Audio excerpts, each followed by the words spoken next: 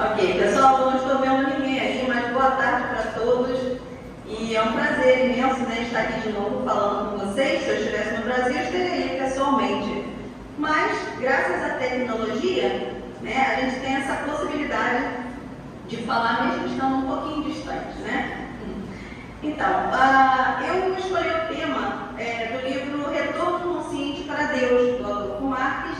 E esse livro foi escrito no formato de perguntas e respostas e nos leva à reflexão sobre o nosso processo de retorno consciente para Deus.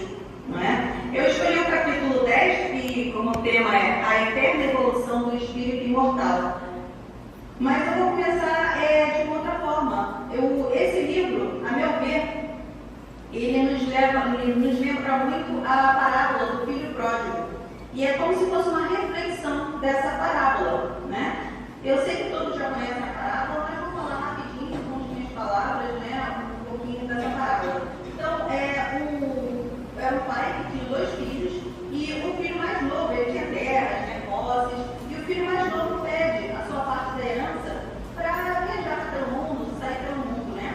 E o pai, sem retrucar, dá a sua parte, né? E ele vai para o mundo afora. E aí gasta dinheiro, né, com as coisas mundanas, e depois que não sobrou nem um tostão, ele começa a ter que trabalhar para outras pessoas e tal, vira um mendigo e acaba comendo comida até dos povos, então tem uma vida assim muito sofrida, ou seja, né, passa por uma dor, né, que todos nós passamos em nossa vida, e a dor que eu estou me referindo não é uma dor física, é justamente uma condição, né, difícil na nossa vida, onde temos que passar por determinadas situações e que quando não compreendemos, né, sofremos com essa dor. Então ele estava no meio daquela dor toda e aquela dor que tem realmente a função de nos regrar, né, faz com que ele comece a refletir. E ele lembra que na casa do pai ele tinha tudo, inclusive o pai tinha vários empregados que tem uma vida muito melhor do que a que ele estava tendo. E nessa reflexão, ele resolve retornar ao pai, né, e pedir um emprego, já que ele já tinha pego a parte dele da herança, então ele decidiu voltar e pedir um emprego como um funcionário, né, do pai. E ele volta com essa decisão e o pai, quando vê retornando, né, fica tão feliz que faz uma festa para o filho, dá uma roupa nova para ele e manda matar no filho e faz uma grande festa. O irmão mais velho, né, né? Porque ele nunca saiu de perto do pai, trabalhou e tal, foi reclamar, porque se ele estava sempre ali com o pai, nunca recebeu uma festa. E o pai explica, né? Porque o seu irmão, o meu filho, ele estava perdido e se encontrou, né? Eu perdi um filho e agora eu recuperei. Então, esse pai, né, dessa parábola é justamente o nosso pai maior, o Criador, Deus. E é assim que ele lida com a gente, né? Ele realmente nos deixa livres, por isso nós recebemos esse livre-arbítrio quando entramos nessa fase final, a fase que estamos agora, e com esse livre-arbítrio ele nos deixa livres, né, para tomar as nossas decisões e durante esse percurso aprendermos, né, sobre a nossa vida, sobre as leis universais. O problema é que enquanto nós não aprendemos sobre as leis divinas, nós arbitramos erradamente. E aí recaímos nessas dores, né? Como o filho pródigo. Então essas dores nos acompanham e elas são nada mais nada menos do que uma consequência, né, do que nós mesmos causamos. Todos os nossos atos têm uma consequência. Então, isso faz parte da lei de causa e efeito. Uma das leis que, se nós realmente entendêssemos, não viveríamos mais com tanta dor, né? Porque se eu faço com o outro o que eu quero que o outro faça comigo, não é? Como seria diferente a nossa sociedade? Então, e também a gente conseguiria levar adiante, né, a máxima, que é amar o próximo como a ti mesmo. Isso é muito difícil para nós ainda. Apesar de já sabermos disso, já conhecermos, nós ainda não conseguimos vivenciar completamente essa máxima, né? Então, o que acontece? Nós, sem esse conhecimento das leis, nós ficamos como esse filho pródigo perdido no mundo. E aí o que acontece? O que ele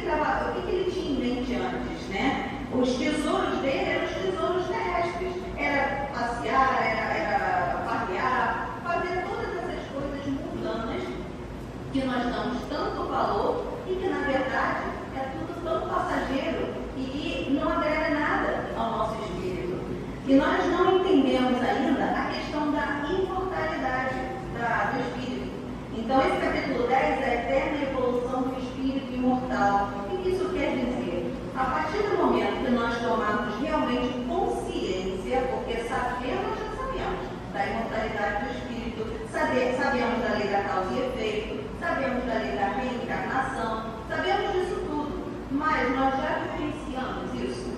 Eu acredito que não. Por exemplo, a imortalidade do espírito. Tem alguém aí que tem medo de morrer? Eu não estou vendo ninguém, mas com certeza deve ter alguém aí pensando, pois é, eu também tenho medo de morrer e tal. Então, se ainda temos esse medo da morte, é porque ainda não assimilamos o conceito da imortalidade do espírito. Nós estamos aqui para passar por experiências e resgatar tudo que nós já fizemos errado, de errado no passado.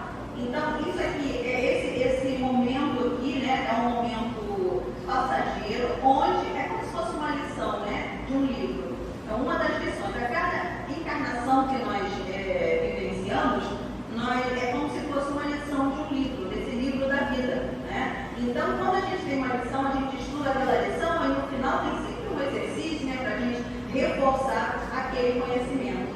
E aí, quando não conseguimos acertar tudo, o que acontece?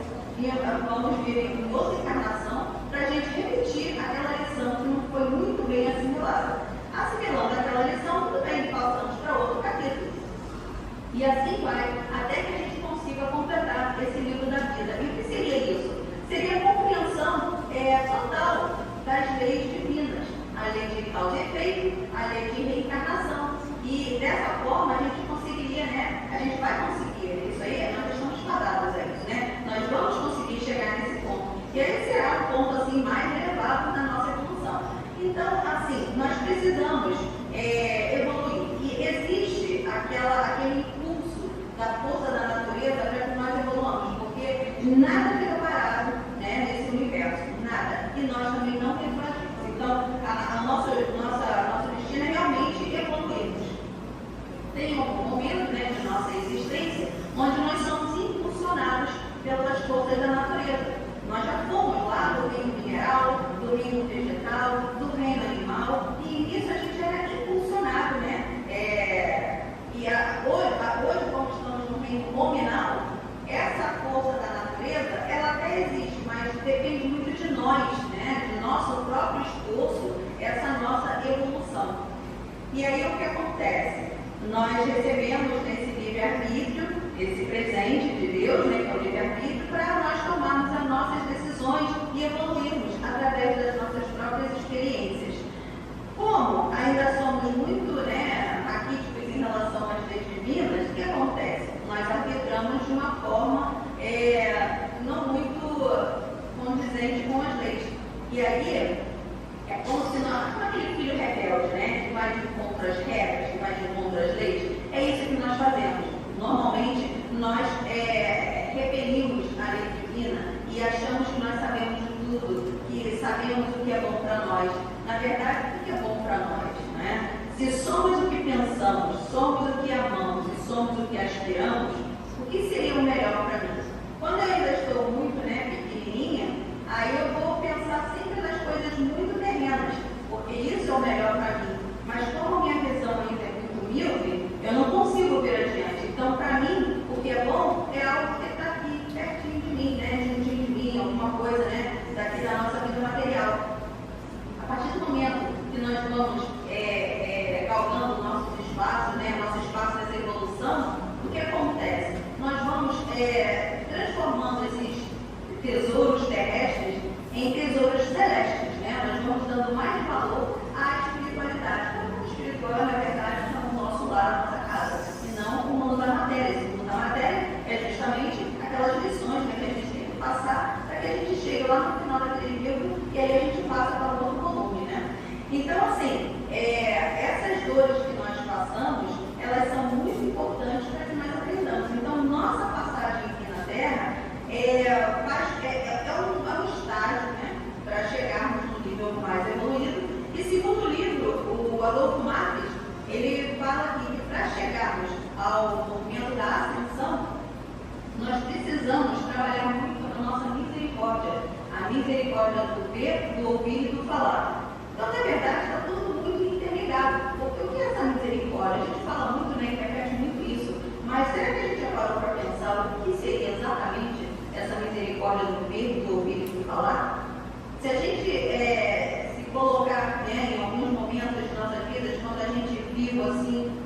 bebendo álcool, alguém que a gente conheça, né? Fazendo alguma coisa que a gente reprova, né? Que seja reprovável mesmo. Mas aí o que a gente faz? A gente olha e já vem logo aquele pensamento, né? Julgando aquela pessoa, sem nem saber, né? Por que ela está agindo daquela forma. Então já vem o nosso julgamento. E aí eu ouvi, né? Misericórdia de ouvir. Você está ouvindo aquelas coisas e tal. Aí você fala, não consigo ouvir isso e ficar calado. Aí você vai e responde, né? Então, cadê a misericórdia? Nós ainda não conseguimos entender, na verdade, o que é isso. A partir do momento que a gente entende as coisas, entende mesmo, né? E assimila, aí a gente consegue se transformar. Mas enquanto a gente não assimila, a gente só sabe, só conhece, mas não vivencia, não consegue vivenciar. E a misericórdia do falar também. Quantas vezes, né? Eu não consegui ficar calado, eu tive que falar. Por que eu tive que falar, né? Eu tive que falar porque eu ainda não me controlo, porque eu ainda não vejo meu irmão como um irmão realmente, né? Nós só conseguimos ver ele como irmão, né? Os nossos familiares, às vezes nem os familiares, né? E assim, pessoas que estão mais próximas, que nos são queridas, e os outros? E os outros que nós não conhecemos, e os outros que nos falam algum transtorno, nós não sabemos amar essas pessoas ainda, né? Nós não compreendemos essa questão da irmandade. Somos todos filhos do mesmo Pai.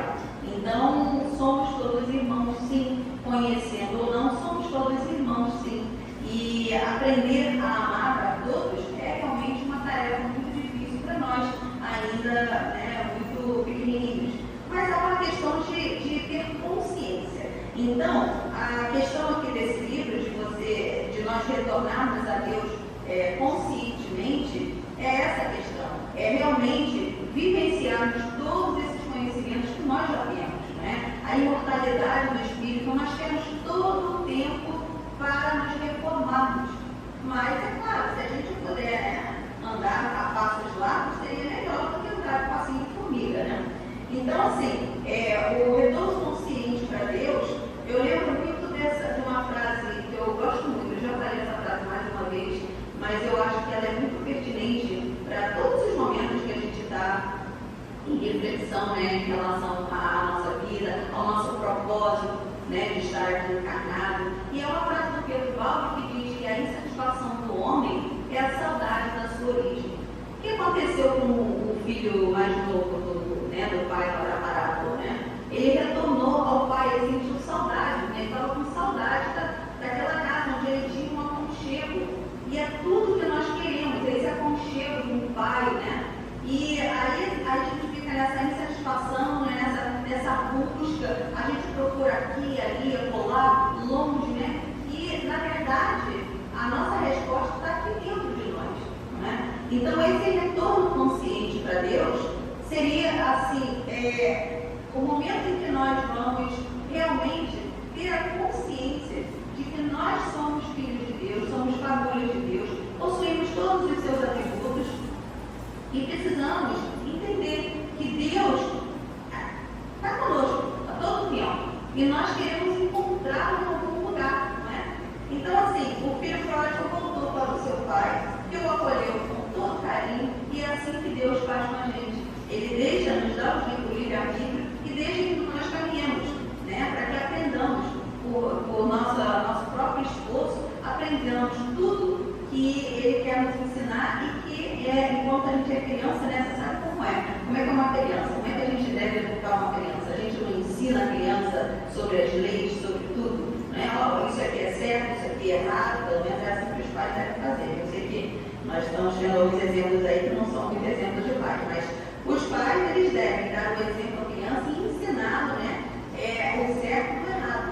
Então, nesse dia a dia, né? Em uma má repetição, a gente repete o tempo todo, não faz assim, já te falei mais uma vez. E é assim que Deus faz também, só que a paciência dele é muito grande, né? E nós não temos essa paciência toda, temos que aprender também a ter isso. Então é isso, o Deus nos deu o livre-arbítrio para que a gente começasse a aprender, né, encaixando, depois levantando e andando, caminhando, até que nós descobramos que Deus nunca se afastou de nós. Nós é que nos afastamos dele. Então Deus está aqui dentro de nós. Esse retorno consciente para Deus seria esse encontro com o nosso Cristo interno. Então nós estamos com ele aqui sempre pertinho. E aí queremos